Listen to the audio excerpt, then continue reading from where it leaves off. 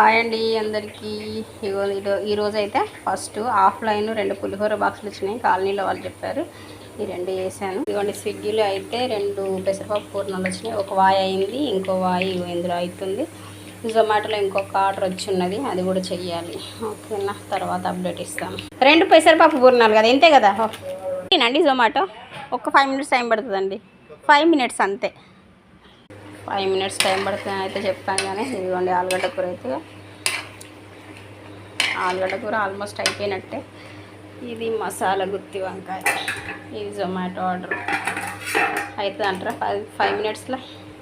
ఇదిగోండి స్క్రీన్ మీద కనిపిస్తుందా, బంగాళదుంప కూర 450 ml 183, మసాలా గుత్తి వంకాయ కూర 183.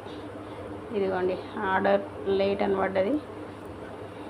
ఆలుగడ్డ కూర ప్యాక్ పికప్.